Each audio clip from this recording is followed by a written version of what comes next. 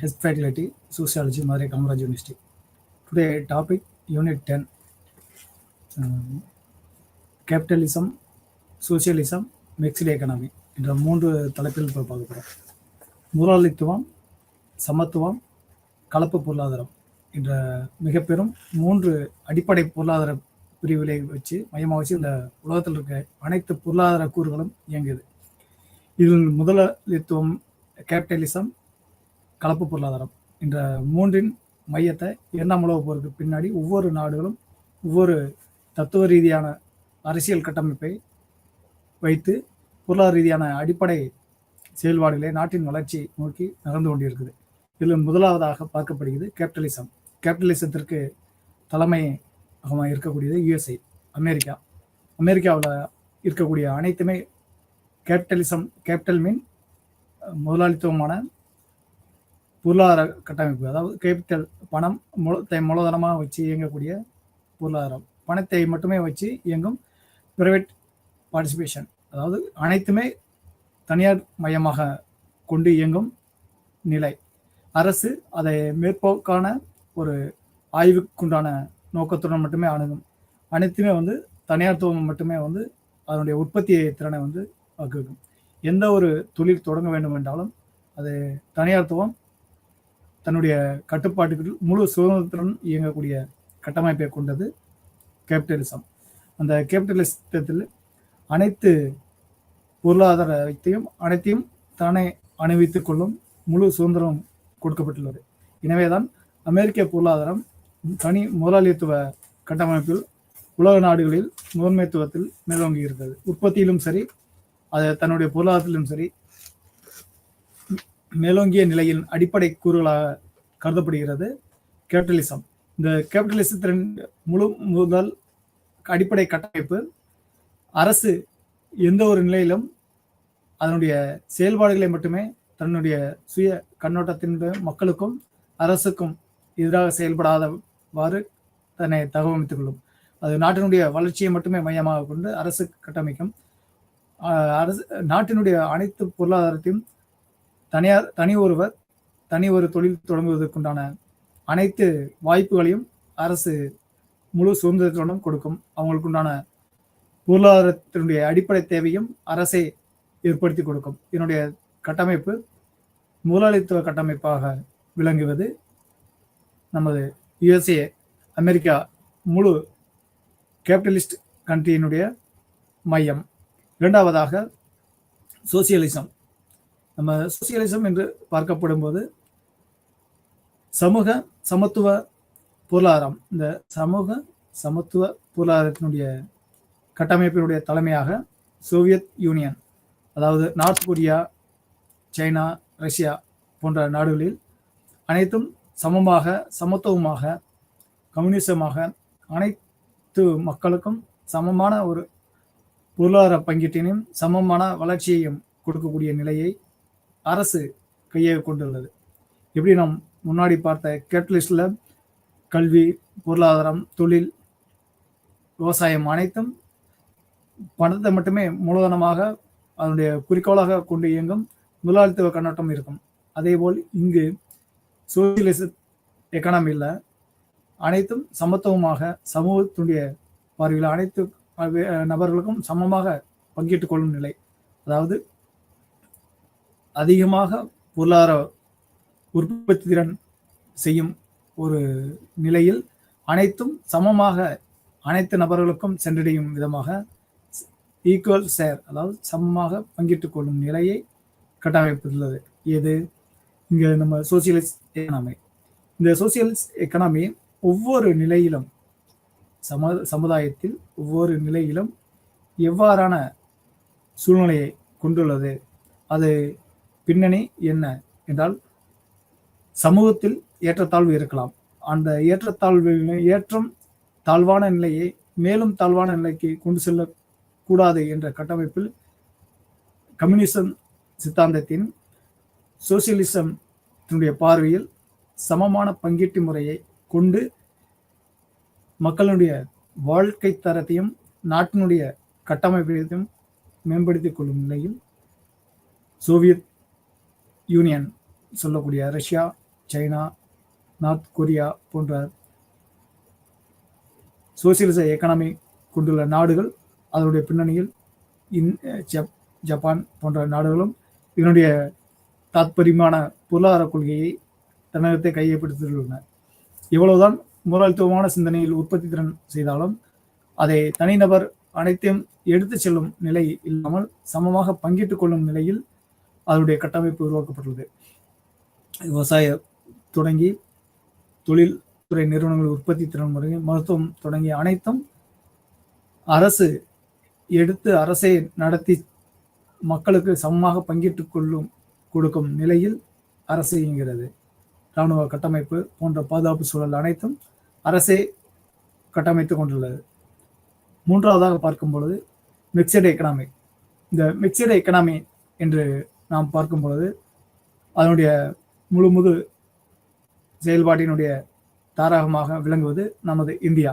நமது இந்திய பாரத தேசத்தில் மிக்சடு எக்கனாமின்னு சொல்லக்கூடிய கலப்பு பொருளாதாரம், அதாவது கேபிட்டலிசமும் இருக்கும், சோசியலிசமும் இருக்கும். அதாவது முதலாளித்துவ கொள்கையும் செயல்பாடுகளும் இருக்கும், பொருளாதார கொள்கை செயல்பாடுகளும் இருக்கும். எந்தெந்த துறைகளுக்கு தனியார் துறை செயல்படுகிறதோ அதே துறையில் அரசும் தன்னுடைய கட்டுப்பாட்டில் வைத்து செயல்படும். இதனுடைய அடிப்படை இரண்டுமே அரசுடைய கட்டுப்பாட்டில் இயங்கும். முதலாளித்துவம் முழு சுதந்திரமாக தனியார்த்துவமாகவும் இயங்கிட முடியாது. அரசு அனைத்தும் அரசனுடைய கட்டுப்பாட்டில் இயங்கக்கூடிய சூழலும் இருக்காது. இரண்டுடைய நிலையிலும் அரசுக்கு வருவாயும் உண்டு. இரண்டுடைய நிலையிலும் அரசு தன்னுடைய நேரடி பார்வையில் என்னுடைய செயல்பாடுகளை கண்காணிக்கும். அரசுக்கு எதிராகவும் செயல்பட்டு விட முடியாது, நாட்டுக்கு எதிராகவும் செயல்பட முடியாது. இந்த கலப்பு பொருளாதாரம் இரண்டிலும் நன்மையும் உண்டு, தீமையும் உண்டு.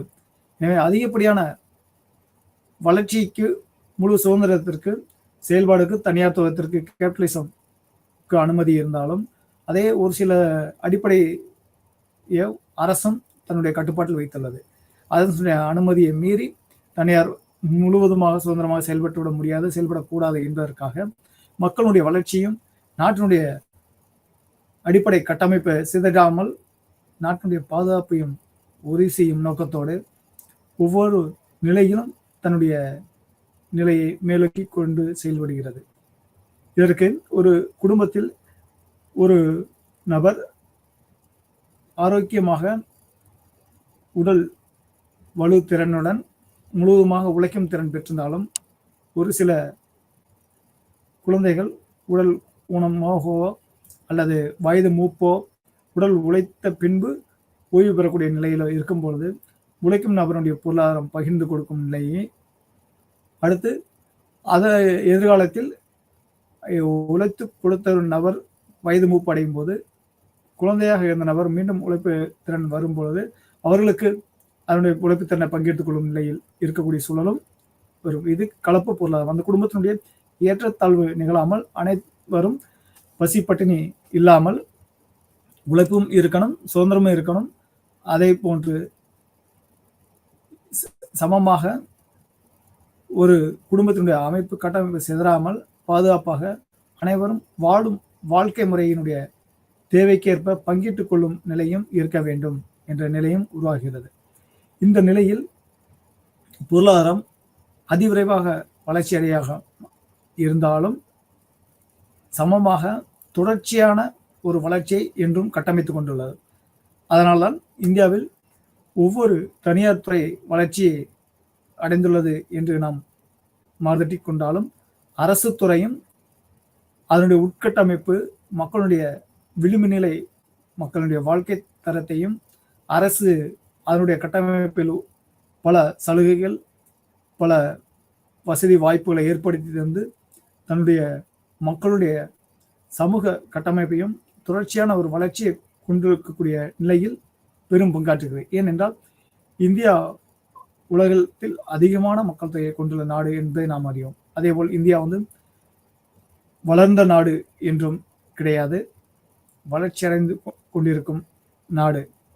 அப்படிப்பட்ட நாட்டில் அதிகப்படியான மக்களை கொண்டுள்ளது அனைத்து மக்களையும் அரவணைத்து அனைத்து மக்களின் தேவையும் பூர்த்தி செய்து சமூக பொருளாதார வாழ்க்கை சூழ்நிலையை தகவமைத்துக் கொள்ளும் நிலையில் முக்கிய பங்கினை வைத்து இருப்பது நமது தேசத்தினுடைய அடிப்படை கட்டமைப்பு.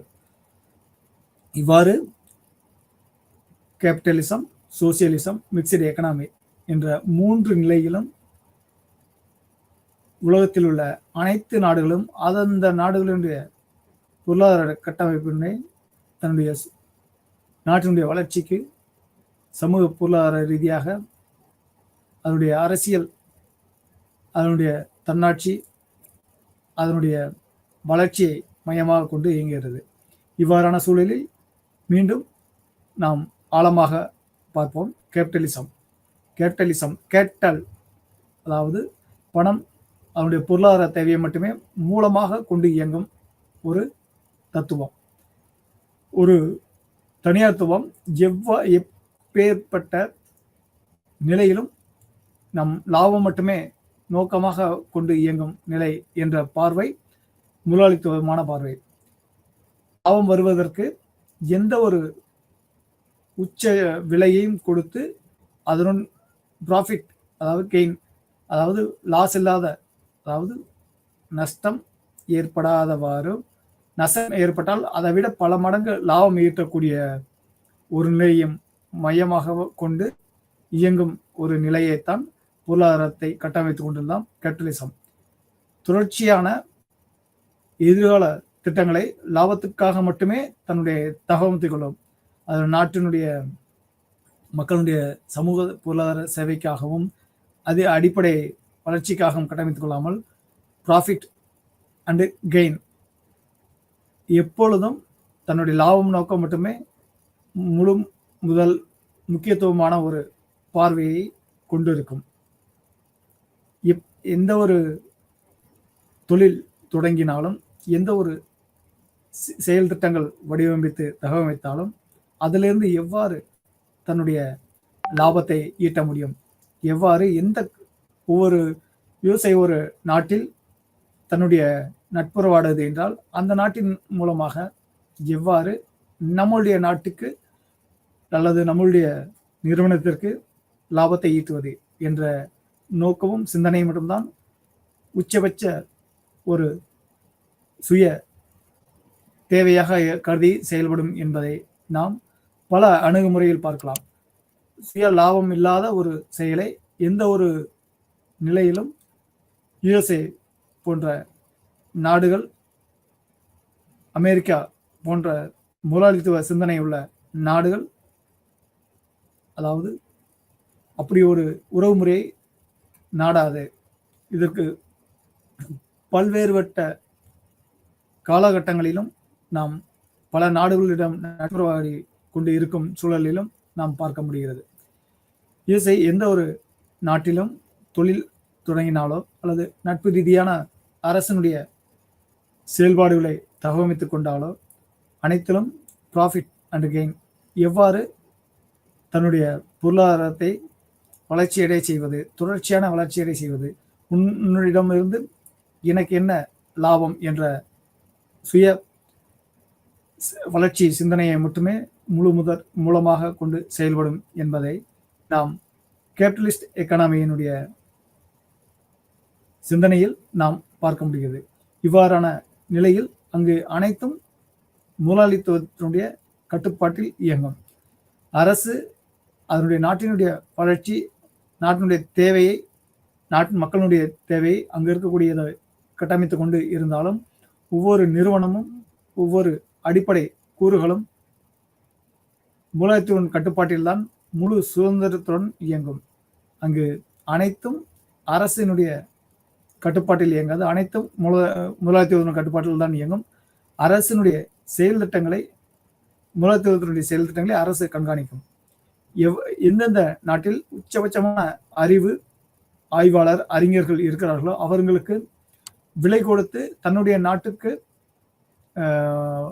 அதாவது பர்ச்சேசிங், முழு செட்டில்மெண்ட் அப்படின்னு சொல்லக்கூடிய வாழ்க்கையினுடைய வாழ்நாள் முழு பணத்தையும் கொடுத்து விலைக்கு வாங்கி கொண்டு தன்னுடைய நாட்டுக்கு, தன்னுடைய நிறுவனத்திற்குள்ள வளர்ச்சிக்கு மட்டுமே அவங்களுடைய முழு சிந்தனையும் வாழ்நாள் முழுவதும் உழைக்கும் நிலையை உருவாக்கும் நிலையை எந்த நாட்டில் எந்த ஒரு தனி மனிதன் அறிவு, ஆய்வு, உழைப்பு, உற்சாகம், விஞ்ஞானம் போன்ற ஆராய்ச்சி, ஒழுக்கம் இந்த கட்டமைப்பு கொண்டுள்ள நபர்களை தேடி தன்னுடைய நாட்டுக்கு, தன்னுடைய நிறுவனத்திற்கு கட்டமைத்துக் கொள்ளும் நிலையை என்றும் முழுமுதற் கடமையாக கொண்டுள்ளது அமெரிக்கா.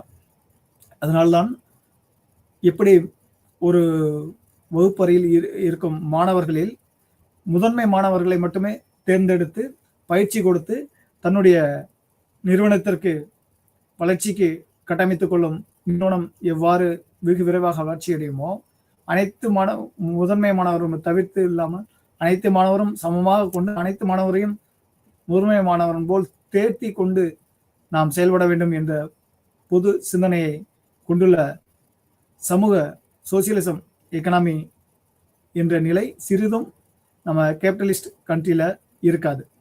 எல்லாத்திலையும் நான் தான் முதல், அதாவது ஃபர்ஸ்ட், பொருளாதாரத்திலும் நான் தான் ஃபர்ஸ்ட், உலக நாடுகளுடைய வளர்ச்சியிலும் நான் தான் ஃபர்ஸ்ட், அடுத்து ஆய்வு, விஞ்ஞானம், தன்னுடைய நாட்டினுடைய இராணுவ கட்டமைப்பு அனைத்திலும், அறிவு, தொழில்நுட்பம் அனைத்திலும் நான் தான் முதல், ஃபர்ஸ்ட் என்று சொல்லக்கூடிய கேபிட்டலிசத்தினுடைய கொள்கையை மூலதனமாக கொண்டிருக்கும் நிலை நம்ம அமெரிக்காவில் நாம் பார்க்க முடிகிறது.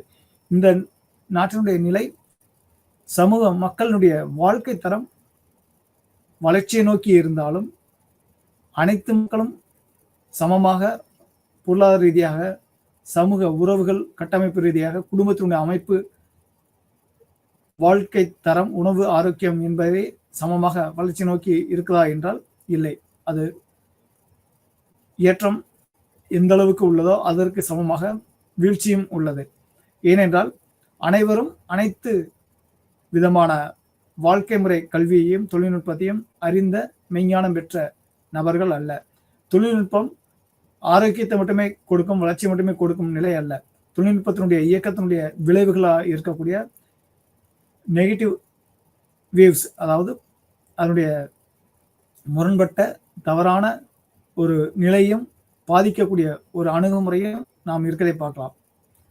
அதனுடைய நேர்மறையை மட்டுமே பார்க்காமல் எதிர்மறை செயல் விளைவையும் நிகழ்னுடைய விளைவை அங்கிருக்க மக்கள் தான் அனுபவிக்கக்கூடிய நிலையும் இருக்கும். அதே போன்று நாட்டில் பல நபர்கள் சுயமாக சுசைட் பண்ணக்கூடிய இருக்கக்கூடிய நபர்களும் சரி, பல நிலையில் மக்கள் விளிம்பு நிலையில் கஷ்டம், அதாவது வாழ்க்கை தரத்தினுடைய அடிப்படை வாழ்க்கை தரத்துக்காக, ஆரோக்கியத்திற்காக கஷ்டப்படக்கூடிய மக்களும் அங்கும் உள்ளனர், ஆரோக்கியத்திற்காகவும் உடல் உழைப்புக்காகவும். அதனாலே அனைத்து முதலாளிகளும் அனைவருமே சமமான முதலாளி வளர்ச்சியை நோக்கியிருந்த ஒரு நிலையில் இருக்க முடியாது. அனைவரும் சுதந்திரமாக முதலாளித்துவமான ஒரு கட்டமைப்பை கொண்டிருந்தாலும் அதில் வளர்ச்சி உழைப்புக்கு தகுந்த மாதிரியான ஊதியமும் கட்டமைப்பு தகுந்த வாழ்க்கை சூழல், நாட்டினுடைய பொருளாதார கட்டமைப்பு எவ்வாறு காம்படிட்டிவ் வேர்ல்டில் போட்டி நிறைந்த உலகத்தில் எவ்வாறான வாழ்க்கை சூழல் நிலவுகிறதோ அதற்கு தகவமைத்துக் கொள்ளும் தன்னை சர்வைவல் ஆஃப் த ஃபிட்டஸ்ட் என்று சொல்லக்கூடிய சூழ்நிலை தக்கவாறு தன்னை தகவமைத்துக் கொள்ளும் ஒரு நிறுவனமும் முதலாளித்தையும் மட்டுமே சமமாக வாழ்க்கை தரத்தை நிர்ணயிக்க முடிகிறது. அதற்கு ஈடு கொடுக்க முடியாத பல நிறுவனங்கள், பல மக்களுடைய தொழில் வாழ்க்கை முறை மாறிக்கொண்டே இருக்கிறது. இதனுடைய செயல் எதிர்மறை விளைவுகளும் அங்கு வாழும் வாழ்க்கை முறையை கொண்டுள்ள மக்கள், அடித்தட்ட மக்களாகவும் நடுத்தர வர்க்கத்தினரும் எதிர்கொள்ளும் நிலை இன்றும் நாம் பார்க்க முடிகிறது.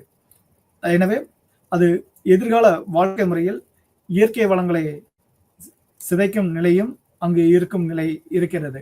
அதிகப்படியான நிறுவனங்கள், உற்பத்தி போன்ற கட்டமைப்பு கொண்டுள்ளது இயற்கை வளங்களை சேதப்படுத்தும் நிலையில் நாம் இன்றும் பார்க்க முடிகிறது. எந்த ஒரு நாடு அதிகப்படியான தொழில் உற்பத்தியை மட்டுமே மையமாக மூலமாக எடுத்துக்கொண்டு இயங்கும் தனியார் முதலாளித்துவ கொள்கை உள்ள நாடுகள் அனைத்தும் அதனுடைய இயற்கை வளங்களை பெரும் பகுதியை இழந்து கொண்டு வருகிறது. அதன் மூலமாக மக்களுக்கு எதிர்கால வாழ்க்கை முறை ஆரோக்கியத்தையும் தொடர்ச்சியான வளமான ஒரு நாட்டினுடைய வாழ்க்கை முறையும் வாழும் சூழலை இழந்து வருவதை இயற்கை பேரிடர் பெரும் சீற்றத்தை எதிர்கொள்ளும் நிலையையும் நாம் பார்க்க முடிகிறது. இவ்வாறான சூழல் அங்குள்ள மக்களுடைய வாழ்க்கை தரத்தை, நிகழ்கால வாழ்க்கை முறை ஆரோக்கியமாக இருந்தாலும் எதிர்கால சந்ததியினர் தொடர்ச்சியான மக்களுடைய ஃபியூச்சர் கண்ட்ரி டெவலப்புக்கு பெரும் பாதிப்பை ஏற்படுத்தக்கூடிய சூழல் உள்ளது. தென் நாம் அடுத்து பார்க்க இருப்பது சோசியலிஸ்ட் எக்கானமி. சோசியலிஸ்ட் எக்கானமியினுடைய சோவியத் கண்ட்ரி, அதாவது China, Russia, South Korea, Japan போன்ற நாடுகளில் கம்யூனிச சிந்தனை சித்தாந்தங்களை கொண்டிருந்தாலும் அவர்கள் அனைத்து மக்களுக்கும் அனைத்தும் சமமாக பங்கிட்டுக் கொள்ளும் ஒரு வாழ்க்கை முறையை வேண்டும் என்ற கட்டமைப்பை கொண்டுள்ளது. அனைத்திலும் அரசுடைய கட்டுப்பாட்டில் இயங்கும் நிலை. அங்கே பிரைவேட்டிஷ் பார்ட்டிசிபேஷன் இருந்தாலும், அதாவது தனியார்த்துவ பங்களிப்பு இருந்தாலும், அடுத்த உற்பத்தி திறனும் அனைத்தும் தனியார் அனுபவிக்கும் கொள்ளும் நிலை இருக்காது. அதனுடைய சதவீதம், அதாவது குறிப்பிட்ட ஈக்குவல் ஷேரிங் பர்சன்டேஜ் அது மட்டுமே அவங்க அனுபவித்துக் கொள்ளும். அதற்கு பிறகு அபரிவிதமான அதிகப்படியான ஒரு உற்பத்தி லாபத்தை அரசு இடம் கையகப்படுத்திக் கொள்ளும். அனைத்திற்கும் சமமாக பங்கிட்டுக் கொள்ளும் நிலை இருக்கும். அங்கு கல்வி மற்றும் சுகாதாரம், மருத்துவ சேவை, நாட்டினுடைய பாதுகாப்பு, இயற்கை விவசாய உற்பத்தி திறன் அனைத்தும் அரசனுடைய கட்டுப்பாட்டில் இயங்கும். அதனுடைய உணவுப் பொருள் ஆரோக்கியத்தையும் அரசே நிர்ணயிக்கும். அனைத்திற்கும் அரசனுடைய ஆய்வு கூடம், அரசனுடைய செயல்பாடு, அனைத்து அதிகாரங்களும் அரசை முடிவெடுக்கும் திறன் கொண்டுள்ளது. இங்கு தனி மனிதனுடைய லாபம் மட்டுமே கொண்டு இயங்கும் கேபிட்டலிசத்தினுடைய சித்தாந்தம் இங்கு கிடையாது. அனைவரும் சமமான ஒரு வளர்ச்சியை அடைய வேண்டும் என்ற நிலை உண்டு. அங்கு சமமான நிலை வேண்டும் என்ற நிலை கொண்டுள்ளது. முற்றிலும் நல்ல ஒரு கருத்து ஒற்றுமை, நல்ல ஒரு சித்தாந்த பிலாசபி என்றாலும் அங்கு எலெக்ட் என்று சொல்லக்கூடிய தற்பொழுது இயக்கக்கூடிய நிலையில் வெவ்வேறான முரண்பட்ட செயல்பாடுகளும் எதிர்காலத்தை நோக்கின ஒரு செயல்திறன்கள் அங்குள்ள மக்களுடைய வாழ்க்கை தரையில் தற்பொழுது நடைபெறுவதை பார்க்க முடிகிறது. அதாவது முற்காலத்தில் கொண்டுள்ள மாவோ சித்தாந்தத்தினுடைய அடிப்படையாக செயல்பட்ட சைனா போன்ற நாடுகளுடைய பொருளாதாரம் பெரும் பங்கும் இயற்கை வளங்களை பாதுகாக்கும் நிலை இருந்தது. அங்கும் தற்பொழுது இயற்கைக்கு முரணாக உற்பத்தி திறனுக்கு மட்டுமே மையமாக கொண்டு இயங்கக்கூடிய நிலையும் சில மாகாணங்களில் கேபிட்டலிஸ்ட் சிந்தாந்தமான அரசே உற்பத்தி திறனுக்கு தொழிற்சாலைகளுடைய இயக்கங்களும் அதிகப்படியாக உற்பத்தி திறனும் இராணுவத்திற்காகவும் மக்களுடைய பொருளாதாரத்துக்கு மேற்பட்டதை மற்ற அருகாமையில் இருக்கக்கூடிய நாடுகளுக்கு உற்பத்தி செய்து தன்னுடைய நாட்டினுடைய பொருளாதாரத்தை மென்மேலும் மேம்படுத்தி கொள்ளும் ஒரு தகவல் கட்டமைப்பு நிலையை அந்த நாடு கொண்டுள்ள நிலையில் முழு சோசியலிசம் சிந்தனை, அதாவது சமூக சமத்துவ சிந்தனையை தவிர்த்து முதலாளித்துவ சிந்தனையும் தற்பொழுது அங்கு மேலோங்கி வரக்கூடிய நிகழ்வுகளையும் மாறுபட்ட ஒரு சிந்தனையை உருவாகியுள்ள நிலையும் நாம் பார்க்க முடிகிறது. இதனால் அந்த நாடுகளுடைய மக்களுடைய வாழ்க்கை முறை கொஞ்சம் கொஞ்சமாக பாதிக்கப்பட்டு மாற்றம் கொண்டுள்ளதையும் நாம் பார்க்க முடிகிறது. இவ்வாறான மாற்றங்கள் எதிர்கால விளைவுகளை கொண்டிருக்கும். இது தற்பொழுது சமீபத்திய ஒரு ஆய்வுக் கட்டுரையில் சீனாவில் மக்கள் தொகை கட்டுப்பாடு என்பது முன்பு விதிக்கப்பட்டது. அதாவது சென்ற ஆண்டு துவக்கத்தில் சீனாதான் துவக்கம் வரை சீனாதான் உலக மக்கள் தொகையில் நம்பர் 1 இருந்தது. அதாவது அதிகப்படியான மக்கள் தொகை கொண்டுள்ளது. சீனாவில் தற்பொழுது சென்ற ஆண்டு மிடில் நம் இந்திய பாரத தேசம் மக்கள் தொகையில் முதல் நாடாக, உலக நாடுகளில் முதன்மையான ஒரு நாடாக, அதிக மக்கள் தொகை கொண்டுள்ள நாடாக நாம் பார்க்க முடிகிறது. சைனாவையும் ஒப்பிடும் பொழுது சீனாவில் முதியோர்கள் மட்டுமே அதிகமாக இருக்கக்கூடிய நாடுகளாக இருக்கிறது. சீனா, ஜப்பான், ரஷ்யா போன்ற நாடுகளில். இந்தியாவில் அதிகப்படியான இளைஞர்கள் கொண்டுள்ள நாடுகளாகவும் இருக்கிறது. அதாவது அதிகப்படியான மக்கள் சரி, அதிகப்படியான மக்களில் அதிகப்படியான இளைஞர்கள் கொண்டுள்ள தேசமாக இந்தியா விளங்குகிறது. இதன் பொருட்டு அந்த நாட்டினுடைய பொருளாதாரம், கல்வி, எதிர்கால உழைக்கும் சக்தியாக விளங்குவது, மக்களுடைய சக்தியாக உலகம் பார்க்கப்படுகிறது. ஏனென்றால் அனைத்து உச்சபட்ச தொழில்நுட்பத்தை கொண்டுள்ள அனைத்து நாடுகளும் தொழில்நுட்பம் மட்டுமே வச்சு தொழில்நுட்பத்தை இயக்கினாலும் அதை இயக்குவதற்கும் அது யாருக்காக அந்த தொழில்நுட்பம் கண்டுபிடிக்கப்பட்டது, உற்பத்தி செய்யப்பட்டது, கட்டமைக்கப்பட்டது என்றால் மக்களுக்காக. அந்த மக்களே குறைவாக உள்ள நிலையில் அதை யாரு அதிகமாக மக்கள் தொகை கொண்டுள்ள நாடுகள், அந்த மக்கள் தொகை கொண்டுள்ள நாடுகளுடைய மேன் பவர், அதாவது மனித ஆற்றல் மட்டுமே எதிர்காலத்தில் உலக நாடுகளை பொருளாதார ரீதியாகவும் அரசியல் ரீதியாகவும் வளர்ச்சி ரீதியாகவும் தகவமைத்து கட்டமைத்துக் கொள்ளும் நிலை வரும் என்பதை உற்று நோக்கி உணர்கிறது. இந்த செயல்திறனில் சீனா தற்பொழுது சென்றாலும் சரி, இறுதியிலும் சரி, தற்பொழுதும் சரி, மக்களை குழந்தை கட்டுப்பாட்டை மீறி தற்பொழுது ஒரு குழந்தைக்கு மேல் 2, 3, 4 குழந்தைகள் பெற்றுக்கொண்டால் அவர்களுக்கு ஸ்காலர்ஷிப், அதாவது ஃபெல்லோஷிப் என்று சொல்லக்கூடிய பொருளாதார உதவியும் அவங்களுக்கு பேங்க்ல டெபாசிட் செய்வது அல்லது அரசே கல்வி படிக்க வைக்கக்கூடிய இலவச கல்வியையும் வேலை வாய்ப்பையும் ஏற்படுத்தி கொள்ளும் என்பதையும், அவங்க குடும்பத்திற்கு தாய் தந்தையருக்கு சில பரிசு தொகையாக சில லட்சம் பணத்தையும் தொகையாக கொடுக்கும் என்பதையும் அறிவித்தது. இதற்கு மக்கள் முரண்பட்ட எதிர்ப்பு திறனையும் தெரிவித்துள்ளனர். ஒரு குடும்பத்தில் எவ்வளவு குழந்தைகளை பெற்றுக்கொள்ள வேண்டும் என்பதை கணவன் மனைவியாக நாங்கள் முடிவு செய்ய வேண்டும். எங்களுடைய உடல் ஆரோக்கிய திறனை பொறுத்து நாங்கள் பெற்றுக்கொள்ள வேண்டும். எதிர்காலத்தினுடைய எங்களுடைய குடும்பத்தினுடைய வளர்ச்சியை நாங்கள் முடிவு செய்ய வேண்டும். அரசு முன்பு கட்டுப்பாடு விதித்துட்டு திரும்ப அரசினுடைய தேவைக்காக மக்கள் அதிகமாக பெற்றுக்கொள்ள வேண்டும் என்ற சுதந்திரத்தையும் வழிவகுக்குது. எங்களுடைய ஒரு தனி மனிதனுடைய சுதந்திரத்தில் கட்டுப்பாடு அதிகப்படியான பிரஷர், அழுத்தத்தை கொடுக்கும் நிலை தற்பொழுது சமத்துவமான சோசியலிசம், கம்யூனிசம் பேசக்கூடிய சீனாவில் நிலவுவது தவறு, ஏற்றுக்கொள்ள முடியாது என்ற சித்தாந்த குரல் எதிர்ப்பு சிந்தனை தற்போது நிலை வருகிறது. இவ்வாறான நிலை எங்களுடைய உடல் ஆரோக்கியத்தை பெரிதும் பாதிக்கும். தொழில்நுட்பம் இருக்கிறது, தொழில்நுட்பத்தின் ரீதியாக உற்பத்தி திறனை நீங்கள் உற்பத்தி செய்வதை தவிர்த்துட்டு மக்கள் தொகையை வைத்து மட்டுமே உற்பத்தி செய்ய முடியும். அதேபோல மக்கள் தொகையை பெற்றுக்கொள்ளுங்கள் என்று சொல்லும் பொழுது நாங்கள் ஒன்றும் மிஷின் அல்ல, அதாவது இயந்திரம் அல்ல. நாங்கள் ஹியூமன், அதாவது மனிதர்கள், உயிரினம்.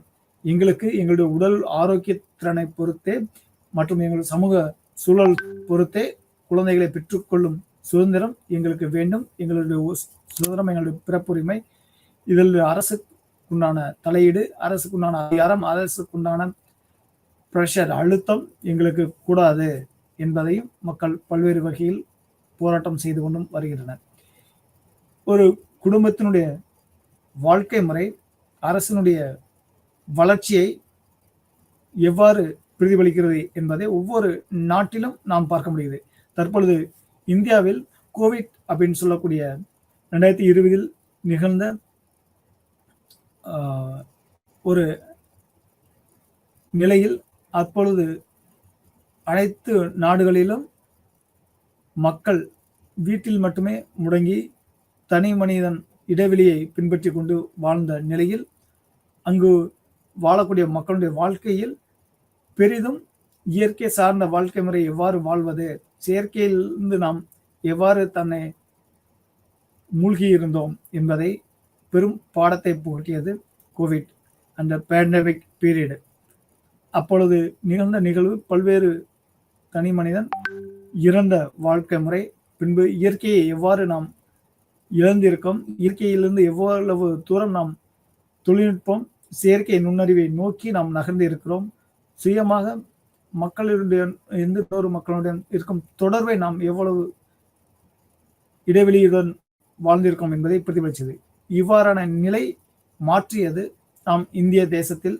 உலக நாடுகள் கோவிட் என்று சொல்லக்கூடிய கொரோனா காலகட்டத்துக்கு பின்னாடி பல்வேறு பொருளாதார ஏற்றத்தாழ்வுகளை சந்தித்தன, including China, Russia, South Korea, USA, America போன்ற நாடுகள். ஆனால் இந்தியாவில் பொருளாதாரத்தை சுயமாக தகவமைத்துக் கொள்ளும் நிலை இருந்தது. ஏனென்றால் குடும்பம் என்ற கட்டமைப்பு தனி மனிதன் குடும்பத்தினுடைய பிம்பமாக வெளியில் பிரதிபலிக்கும் நிலை அதிகமாக கொண்டுள்ளது. முன்னோர்களின் செயல்பாடு, தாய் தந்தனுடைய கட்டுப்பாட்டில் குடும்பத்தினுடைய தேவைக்காக ஒரு மனிதன் எங்கும் சென்று உழைத்து தன்னுடைய பொருளாதாரத்தை குடும்பத்தினுடைய பெற்றோர்களுக்காகவும் கணவன் மனைவிக்காகவும் கொடுத்து குடும்பத்தினுடைய வளர்ச்சியை மட்டுமே முழு முதல் சிந்தனையாக கொண்டும் நிகழும் நிலை குடும்ப கட்டமைப்பு இங்கு இருந்தது. பேண்டமிக் கொரோனா பீரியட் டயத்தில் அதிகமாக எல்லாரும் குடும்பத்தினுடைய பொருளாதாரத்தை வச்சு தன்னை தகவமைத்துக் கொண்டுள்ளனர். இவ்வாறான நிலை என்றும் குடும்பத்தினுடைய வாழ்க்கை முறையில் பெரும் பங்களிப்பை கொடுத்துள்ளது. இந்த நிலையில் இந்தியாவில் பார்க்கும் பொழுது நாம் சோசியலிசம் அண்டு கேபிட்டலிசம் என்றும் சொல்லக்கூடிய இரண்டும் கலந்த கலவையாக ஒரு மிக்சடு எக்கனாமியை நாம் இந்தியாவில் பார்க்க முடிகிறது. இந்த இந்தியாவில் பார்க்கக்கூடிய இந்த கலப்பு பொருளாதாரம் முதலாளித்துவ கொள்கையை கொண்டு இயங்கும் அமெரிக்காவில் எவ்வாறான பொருளாதாரத்தை தகவமைத்துக் கொள்வது, நிர்வாகம் எவ்வாறு செயல்படுகிறது, சைனா, சோவியத் ரஷ்யாவில் எவ்வாறு சோசியலிச எக்கனாமி எவ்வாறு செயல்படுது, இரண்டும் பேர் காப்பியாக, அதாவது ஒரு நெல் காப்பியாக எடுத்துக்கொண்டு அதனுடைய சரி தவறை தகவமைத்துக் கொண்டு நாம் இந்தியாவில் பழங்காலம் தொட்டு நாம் இயற்கையான வாழ்வியல் பின்புலமாக வைத்துக் கொண்டும் செயற்கையாக தொழில்நுட்ப ரீதியாக எவ்வளவு முன்னேற வேண்டும் என்பதை ஈக்குவலாக அரசும் சரி தனியார்த்துவம் சரி சமமாக கொண்டு வளர்ச்சியடை செய்யும் போது அரசினுடைய கட்டுப்பாட்டை மீறி தனியார்த்துவம் இயங்கிவிடக் கூடாது என்பதை ஒரு ஆய்வு கண்ணோட்டமாக கொண்டு அரசு என்றும் செயல்படுகிறது. இதன் போக்கு என்றும் முதலாளித்துவம் அதனுடைய வளர்ச்சிக்கும் அதனுடைய ஆய்வுக்கும் அதனுடைய முழு முதல் சுதந்திரத்திற்கும் என்ன தேவையோ அதை அரசு வழங்கி பின்பு அரசுக்கு எதிராகவோ அல்லது அடித்தட்டு மக்களுக்கு எதிராகவோ இயற்கை எதிராகவோ செயல்படக்கூடாது என்பதற்காக பல சட்டத்திட்ட நெறிமுறைகளும் கொண்டு அரசினுடைய கட்டுப்பாட்டில் சுதந்திரமாக எவ்வாறு இயங்க வேண்டும் என்பதை முதலாளித்துவ இங்கு உள்ள பிரைவேடைசேஷன் இயங்குகிறது. மேலும் அரசு எவ்வாறு மக்களுடைய தேவைக்கு அரசு தனியார்த்துவத்தினுடன் பெற்றுக்கொள்ளும் வரி, அதனுடைய உழைப்பு திறன், அதனுடைய வளர்ச்சியை நாட்டுக்காகவும் நாட்டு மக்களுக்காகவும் அரசினுடைய பாதுகாப்பு வளையங்களுக்காகவும் எவ்வாறு பயன்படுத்தி கொள்ளும் என்ற நிலையும் இரண்டும் சமமான ஒரு வளர்ச்சியை நோக்கின நிலையை பெறக்கூடிய வாய்ப்புகளை ஏற்படுத்திக் கொள்ளும் நிலை மிக்சடு எக்கனாமி சொல்லக்கூடிய கலப்பு பொருளாதாரத்தில் நம் பாரத தேசம் இந்தியா கொண்டுள்ளது.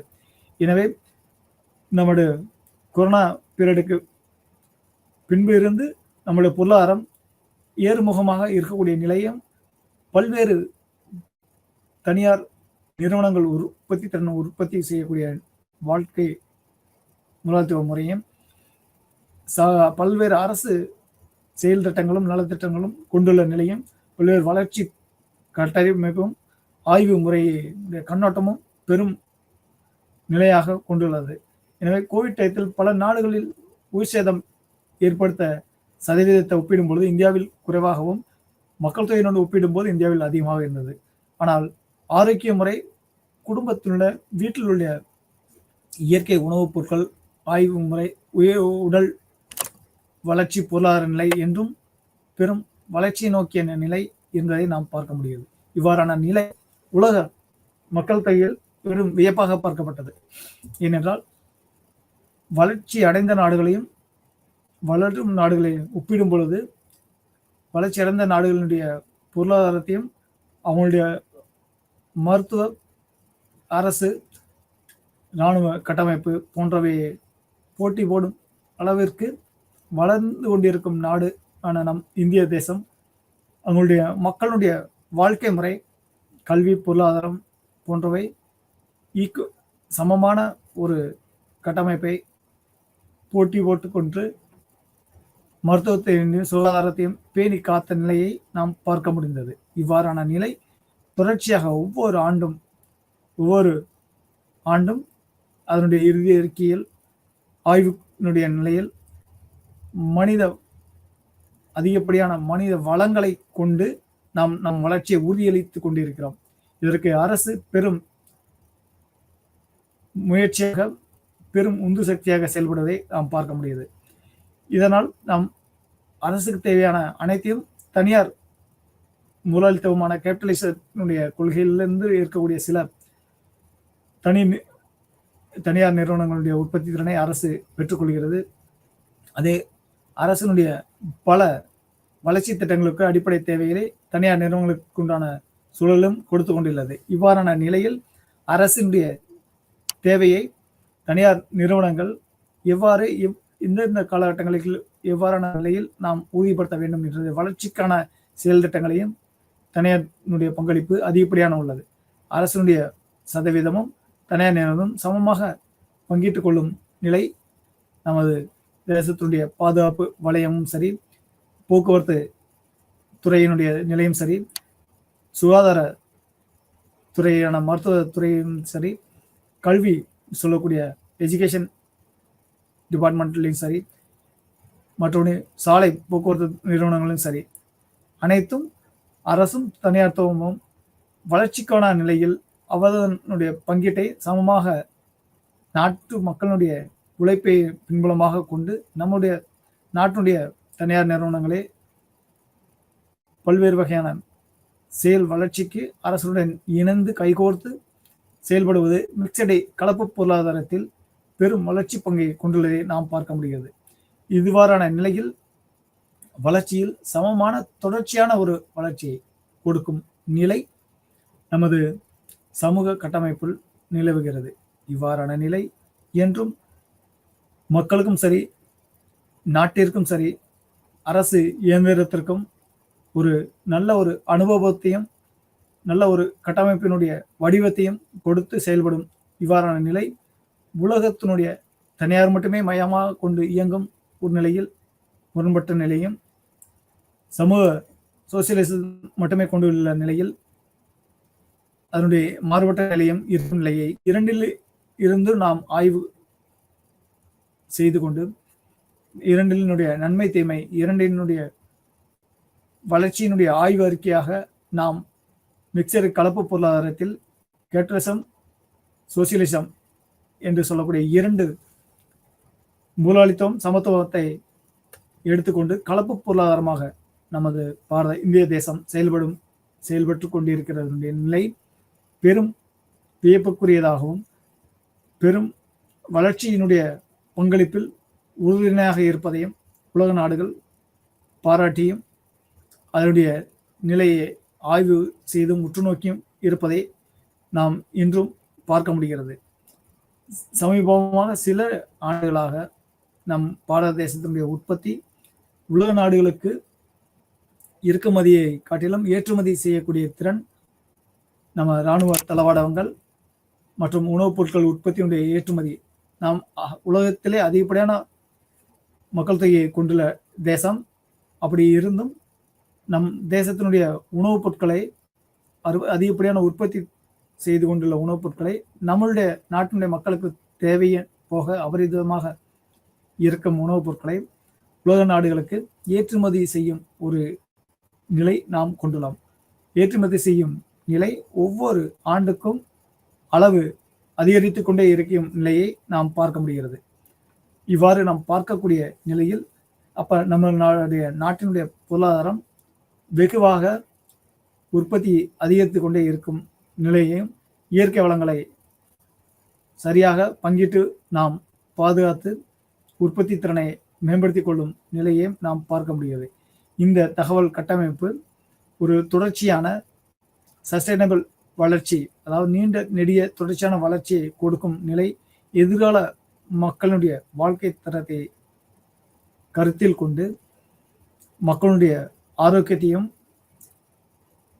வாழ்க்கை முறையையும் நாட்டினுடைய வளர்ச்சியையும் பொருளாதாரத்தையும் நாட்டினுடைய பாதுகாப்பையும் கட்டமைத்துக் கொண்டு சமூக பொருளாதார அரசியல் வளர்ச்சியை தொடர்ச்சியான ஒரு வளர்ச்சியாக கொண்டு நாட்டினுடைய தேவையை வளர்ச்சியடை செய்யும் நிலையில் இந்த கலப்பு பொருளாதாரம் என்றும் முழுமுதற் உந்து சக்தியாக இருப்பதை நாம் பார்க்க முடியுது. ஏனென்றால் ஒரு 2 நபர்கள் வெவ்வேறான நிலையில் உச்சபட்சமாக ஆற்றல் பெற்றிருந்தாலும் அந்த ஆற்றலில் உள்ள நன்மை தீமையை ஆய்வு செய்து கொண்டு 2 தத்துவத்தையும் ஒரு தத்துவமாக கட்டமைத்துக் கொண்டு இருக்கும் நிலையில், அதாவது நாம் முன்பே சொல்லக்கூடிய முதலாளித்துவ கொள்கையில் தனியாத்துவம் மட்டுமே, தனி ஒரு மனிதன் முதலாளித்துவம் மட்டுமே, இண்டிவிஜுவல் இண்டிபெண்டன்ட், அதாவது தனி மனிதனுடைய சுதந்திரம், தனி மனிதனுடைய ஆளுமை, அவர்களுடைய முழு முதல் கேபிட்டலிசம் பிலாசபி, அதாவது முதலாளித்துவ சித்தாந்தம் மட்டுமே முதல் கொள்கையாக கட்டமைப்பு உள்ளது. அதே போல சோசியலிசம் சொல்லக்கூடிய சமத்துவ சமூக பொருளாதார கட்டமைப்பு மட்டுமே சிந்தனையாக கொண்டுள்ள சோவியத் கண்ட்ரியிலையும் சரி, இந்த இரண்டிலும் ஒவ்வொரு தனித்துவமான சித்தாந்த கொள்கை. இந்த இரண்டினுடைய தனித்துவ சித்தாந்த கொள்கையில் நன்மை தீமையை நாம் ஆய்வு செய்து இரண்டு சித்தாந்தத்தினுடைய நன்மையை மட்டுமே நாம் பெரும் பாடமாக எடுத்துக்கொண்டு சட்டத்திட்டங்களுடைய நெறிமுறையை தகவமைத்துக் கொண்டு இரண்டினுடைய தீமையை நாம் அதை அடைந்து விடாத வண்ணம் அதனுடைய கழித்துக்கட்டு நமது இண்டிபெண்டன்ட் கேபிட்டலிஸ்ட் எக்கானமியும் சரி, சோசியலிசம் சொல்லக்கூடிய சமத்துவ பொருளாதாரம் சரி, இரண்டும் கலந்த கலவையாக கலப்பு பொருளாதாரத்தை நாம் கொண்டுள்ளது. நம் நாட்டினுடைய முழுமையான ஒரு வளர்ச்சிக்கு, சஸ்டைனபிள் டெவலப்மெண்ட் குரோத்துக்கு, ஜிடிபி சொல்லக்கூடிய நம்மளுடைய நாட்டினுடைய பொருளாதார வளர்ச்சிக்கு பெரும் உறுதுணையாக இருப்பதை நாம் பார்க்க முடிகிறது. இவ்வாறான வளர்ச்சி ஒவ்வொரு காலகட்டத்திற்கும் நாம் பார்க்கும் பொழுது நாட்டினுடைய தேவை எவ்வாறு மாறுபடுகிறதோ, வேறுபடுகிறதோ, உடல் உழைக்கும் சக்தி எவ்வாறு முரண்படுகிறது, மக்களுடைய ஆரோக்கிய நிலை எவ்வாறு வேறுபடுகிறது என்ற தகவமைப்பித்துக் கொள்ளும் சூழ்நிலையை நாம் முதலாளித்துவ சிந்தனையிலிருந்தும் பெற்றுக்கொள்ள முடிகிறது. சோசியலிசம் சொல்லக்கூடிய சமூக சமத்துவ சித்தாந்தத்திலிருந்தும் நாம் பெற்றுக்கொள்ள முடிகிறது. இந்த இரண்டும் ஒன்று சேர்த்து பார்க்கப்படும் நிலையில் நமது இந்திய தேசத்தினுடைய நிலை சமத்துவமான தொடர்ச்சியான ஒரு வளர்ச்சியை கொண்டுள்ள நிலை இருக்கிறது. எந்தெந்த துறையில் முதலாளித்துவம் ஆதிக்கம் செலுத்தினாலும் அதனுடைய வளர்ச்சியை அரசினுடைய கட்டுப்பாட்டின் கீழ் இயங்கும் நிலையும், அரசு எந்தெந்த நிலையில் தொய்வு ஏற்பட்டாலும் அதை தனியார் துறைக்கு விட்டு அதை வளர்ச்சியான ஒரு நிலையை பெற்று அதனுடைய செயல்பாடும் சமமான ஒரு வளர்ச்சியை அடையும் நிலையை நாம் பார்க்கும் நிலையை பார்க்க முடிகிறது. முழுவதுமே அரசினுடைய கட்டுப்பாட்டில் இயங்கினாலும் அதனுடைய வளர்ச்சி வெகு விரைவாக இருப்பதை நாம் பார்க்க முடியாது. முழுவதுமாக தனியார் துறையில் நாம் கொடுத்து விட்டாலும் முழுவதுமே கேபிட்டலிசம் சொல்லக்கூடிய பொருளாதாரம் மனநிலை மட்டுமே முழுமையாக இருக்கும். அதாவது உலகையே தன்னுடைய கட்டுப்பாட்டில் ஆளும் சுயநலமான சிந்தனையும், அதாவது பொருளாதாரத்துக்காக எதையும் விலை கொடுத்து வாங்கலாம், எந்த ஒரு அதிகாரத்தையும் எவ்வாறு சூழ்நிலையும் நாம் அடிபணிந்து வைக்கக்கூடிய சூழ்நிலை இருக்கலாம் என்ற சர்வதிகார போக்கு வந்துவிடும். எனவே சர்வதிகார சிந்தனை ஒரு நாட்டுக்கும் ஒரு மனிதனுக்கும் சரியானது அல்ல. முழுவதுமான சமத்துவம் என்றது சரி, சமத்துவம் என்ற நிலை சரியான ஒரு பங்கீடு என்றாலும் அந்த முழுவதும் சமத்துவம் என்று சொல்லக்கூடியதில் உழைக்கும் திறன் அதிகமாக இருக்கக்கூடிய, உற்பத்தி திறன் அதிகமாக வைத்துக் கொள்ளக்கூடிய நிறுவனங்கள், மனிதர்களுடைய அனைத்தும் சமமாக உழைக்காமல் இருக்கக்கூடிய நபர்களுக்கு பங்கீடும் பொழுது அங்கு முரண்பட்ட ஒரு சூழல் இருக்கிறது. எனவே இரண்டு நிலைகளுக்கும் சமமாக பங்கிட்டுக் கொள்ளும் ஒரு நிலையை நாம் எவ்வாறான வாழ்க்கை முறையில் வேறுபடுகிறது, வேறுபட்ட நிலையில் இருக்கக்கூடியதை நாம் வேறுபட்ட நிலையை நாம் கலைத்து சரியான தனிநபர் வளர்ச்சிக்கும் சரி, குடும்ப வளர்ச்சிக்கும் சரி, நாட்டினுடைய இறையாண்மை சட்டத்திட்டங்களுடைய வளர்ச்சியும் இணைந்து இயைந்து தன்னுடைய சமூக உறவுகளை மேம்பட்ட ஒரு பொருளாதார ரீதியாகவும் சரி ஆரோக்கியமான ஒரு வளர்ச்சியை நாம் கொண்டுள்ளோம் என்பதை மிக்சட் எக்கனாமின்னு சொல்லக்கூடிய கலப்பு பொருளாதாரத்தில் நாம் பார்க்க முடிகிறது.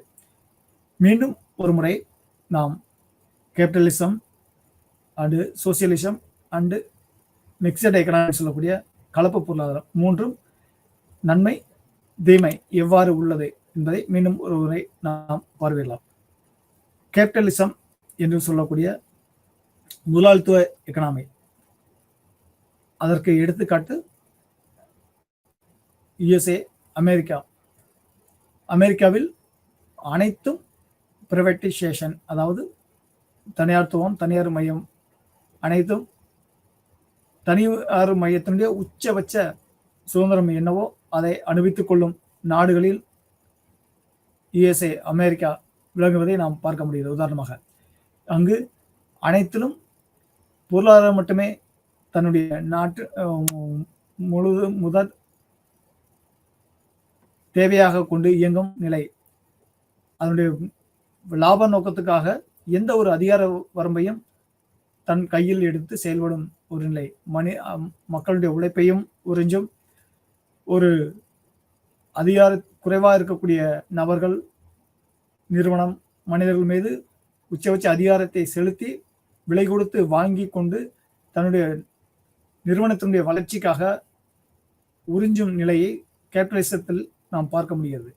என்னுடைய நிறுவனத்தின் வளர்ச்சிக்காக உன்னுடைய முழு மகிழ்ச்சியும் முழு சுதந்திரத்தையும் நீ கொடுக்க வேண்டும் என்ற, அதுக்காக நான் எவ்வளவு விலை கேட்கிறேன் அந்த விலையை நான் கொடுத்து விடுகிறேன் என்று தனியார்த்துவத்தினுடைய உச்சபட்ச அதிகாரம் விளங்குவதை நாம் கேபிட்டலிஸ்ட், அதாவது தனியார் முதலாளித்துவ அதிகார விளிம்பில் நாம் பார்க்க முடிகிறது. ஒவ்வொரு நாட்டிலும் அருகாமையில் இருக்கிற நாட்டிலும் மீது தன்னுடைய தனியார் நிறுவனத்தினுடைய வளர்ச்சிக்காக எந்த ஒரு உச்சபட்ச எல்லை விதிமீறலையும் செய்வோம் என்ற கேபிட்டலுடைய முதலாளித்துவ சித்தாந்தத்தை முழுமையாக கொண்டு செயல்படும். தன்னுடைய நிறுவனத்தினுடைய வளர்ச்சிக்காக எந்த ஒரு அதிகாரத்தையும் துஷ்பிரயோகம் செய்யும், எந்த ஒரு அதிகார வரம்பையும் மீறும் நிலை முதலாளித்துவ சிந்தனையில் இருக்கும். அதை நாம் முழுவதுமாக அமெரிக்காவினுடைய நிறுவனங்களுடைய செயல்பாடுகளை நாம் பார்க்க முடிகிறது. அதனால்தான் எந்த ஒரு நாட்டிலும் அவங்களுடைய தொழில் மூலதனம் வளர்ச்சி முழுவதும் அதிகாரத்தினுடைய உச்சமாக விளங்கும். அந்த அதிகாரத்தினுடைய உச்சம் அந்த நிறுவனத்தினுடைய தொடர்ச்சியான லாபத்தை மட்டுமே நோக்கமாக கொண்டு செயல்படும். அதற்கு எந்தெந்த நிலையில் இடையூறு இருந்தாலும் அதை கலைத்து தன்னுடைய நிறுவனத்தினுடைய வளர்ச்சிக்கு, தன்னுடைய லாபத்துக்கு இடையூறு வராத வண்ணம், குறிப்பாக பல்வேறு நாடுகளில் ஆயில், அதாவது பெட்ரோல், டீசல் சொல்லக்கூடிய எண்ணெய் வளங்களை கொண்டுள்ள நாடுகளினுடைய இருக்கக்கூடிய நிறுவனங்களில் அதிகப்படியாக யுஎஸ்ஏ, அமெரிக்கா நிறுவனங்கள் தன்னுடைய கட்டுப்பாட்டில் வைத்திருந்தாலும் உலக நாடுகள் அந்தந்த நாட்டினுடைய பொருளாதாரத்தில், அந்த நாட்டினுடைய பணத்தில் பண பரிவர்த்தனை செய்து கொள்ள வேண்டும், முடியும் என்ற நிலை உருவானாலும் யுஎஸ்ஏன்னு சொல்லக்கூடிய அமெரிக்காவினுடைய டாலரில் மதிப்பில் மட்டுமே நீங்கள் பண பரிவர்த்தனை செய்யணும். அதுக்கு சடன் பர்சன்டேஜ் கமிஷன், அதாவது அதுக்கு குறிப்பிட்ட அளவு தொகை கமிஷனாக நாம் கொடுத்து விட்டுத்தான் அந்த ஆயில் நிறுவனத்தினுடைய ஒப்பந்தம், பரிமாற்றம், தன்னுடைய தேவையை பர்ச்சேஸ் செய்து கொள்ள வேண்டும், அதாவது வாங்கி பெற்றுக்கொள்ள வேண்டும். இவ்வாறு தான் இந்த நிலை தொடர்ச்சியாக பலரும் வளர்ந்து கொண்டிருக்கும் நாடுகளில் நிலை அதிகமாக எந்தெந்த நாடுகளில் அமெரிக்க நிறுவனங்களுடைய ஆயில் நிறுவனங்களில் நாம் பெற்றுக்கொள்கிறோமோ அந்த நாடுகளுக்கு அவங்களுடைய டாலர் மதிப்பில் இருக்கக்கூடிய தொகையை, கமிஷனை நாம் கொடுத்து கொண்டுதான் பெற்றுக்கொள்ள வேண்டும் என்ற நிலையில் உச்சபட்சமான அதிகாரத்தினுடைய நிலையில் அந்த அமெரிக்க நிறுவனங்கள் செயல்படுகிறது. அதுதான் அவங்களுடைய அமெரிக்க நிறுவனங்களுடைய கேபிட்டலிசம் சித்தாந்தம். அதாவது எந்த தொழில் செய்தாலும் எந்த நிலையிலும் சமரசம் இல்லாத கேபிட்டலிசம் சொல்லக்கூடிய கேபிட்டல் எவ்வாறான நம்மளுடைய கேபிட்டலை டெவலப் பண்ணிக்கிறது, லாப நோக்கத்துடன் மட்டுமே செயல்படும் ஒரு நிலையை தகவமைத்துக் கொள்ளும். இந்த நிலை நாம் அமெரிக்க பொருளாதார கொண்டுள்ள அமெரிக்க நிறுவனங்களில் அமெரிக்காவில் உள்ள அனைத்து தனியார்த்துவ செயல்பாடுகளையும் நாம் பார்க்க முடியுது. அடுத்தபடியாக நாம் சோசியலிசம், சோவியத் கண்ட்ரியில் வந்து நாம் பார்க்கப்படுகிறது. எவ்வாறான உலக நாடுகளில்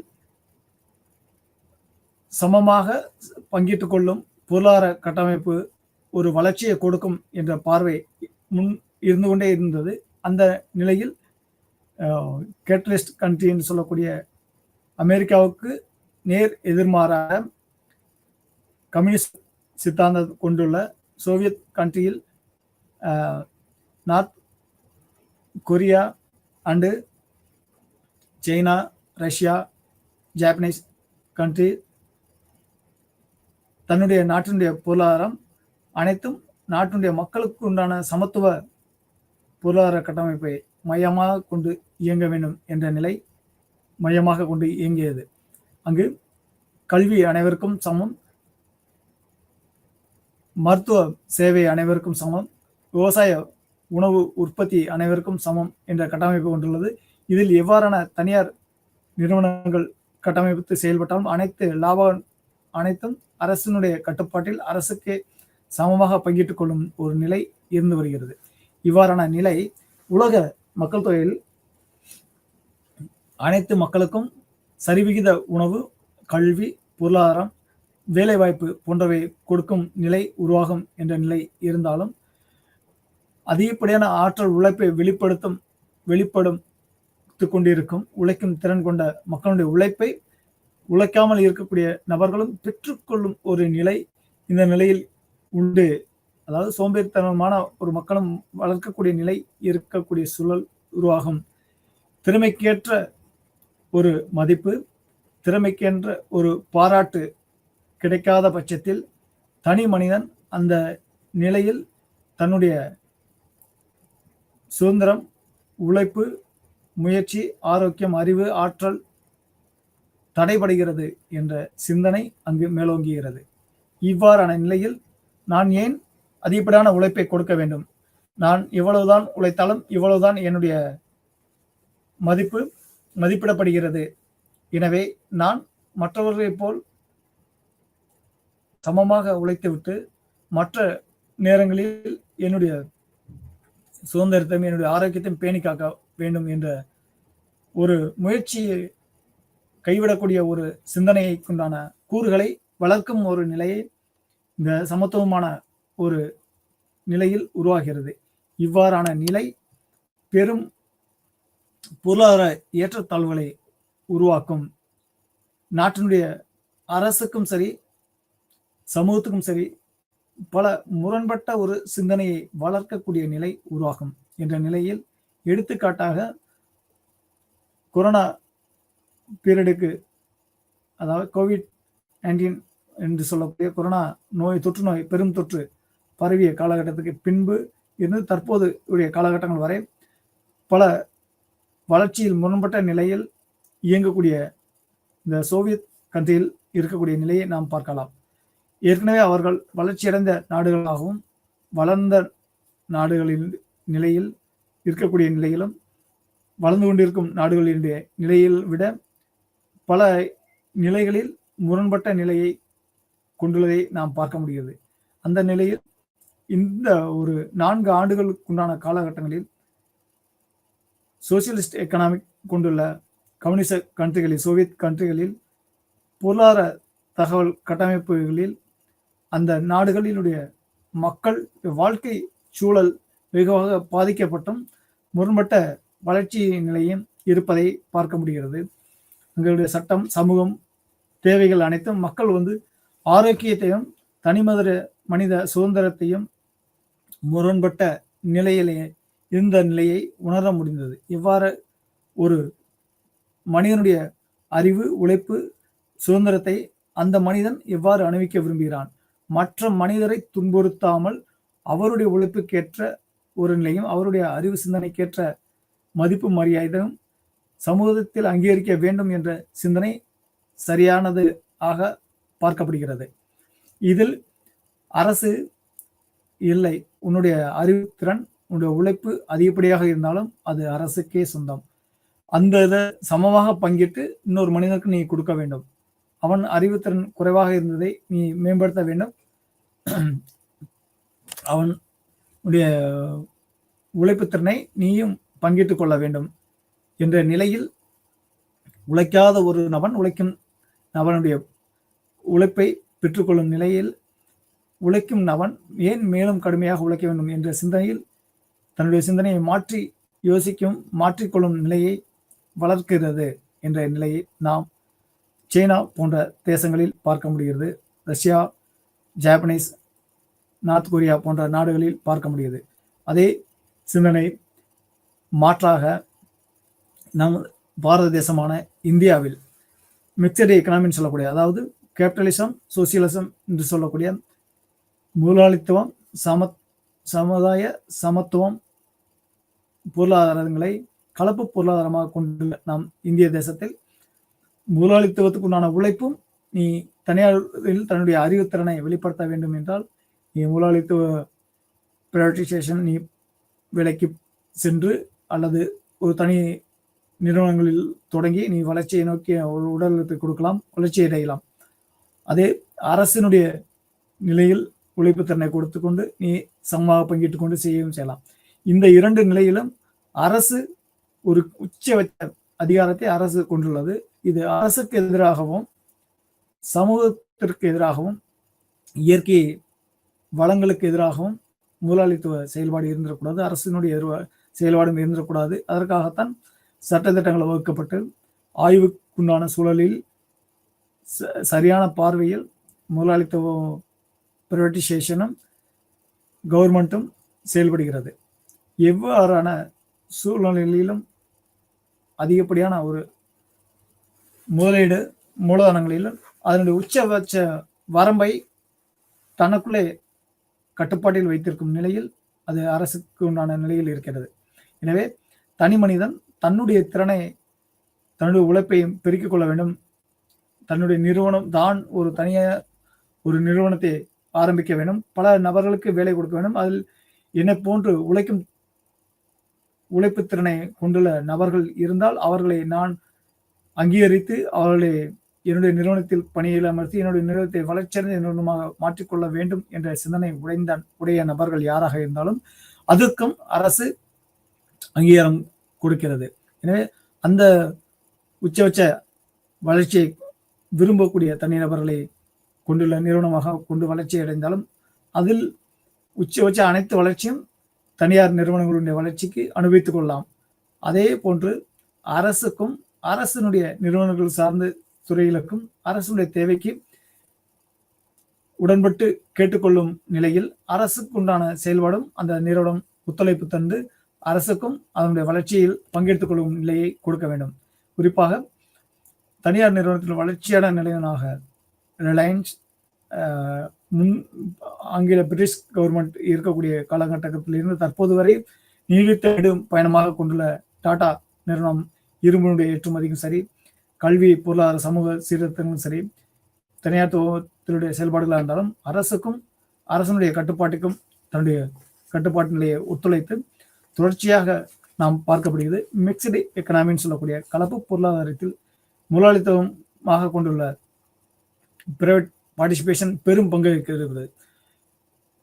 ஆங்கிலேயருடைய ஆட்சி காலகட்டத்தில் இருந்து தற்பொழுது இருக்கக்கூடிய அரசனுடைய இந்தியா சுதந்திரம் பெற்ற நாட்களிலிருந்தும் தன்னுடைய நாட்டினுடைய தேவைக்காகவும் நாட்டு மக்களுக்காகவும் தன்னுடைய தனியார் நிறுவனத்திற்காகவும் பெரும் பங்கை கொண்டு செயல்படக்கூடிய நிறுவனமாக இந்தியாவில் பல தனியார் நிறுவனங்கள் செயல்படுவதை நாம் பார்க்க முடியுது. இவ்வாறு மிக்சடு எக்கனாமின்னு சொல்லக்கூடிய கலப்பு பொருளாதாரம் தன்னுடைய நாட்டினுடைய வளர்ச்சிக்கு பெரும் பங்காற்றி வருகிறது. அதைவிட அரசும் மக்களுடைய வளர்ச்சிக்கு பெரும் பங்காற்றி வருகிறது. இவ்வாறான வளர்ச்சி தொடர்ச்சியான உலக மக்களுடைய வளர்ச்சிக்கு பங்களிக்கும். இத்துடன் நிறைவு செய்துள்ளோம். நன்றி. மீண்டும் சந்திப்போம். வணக்கம்.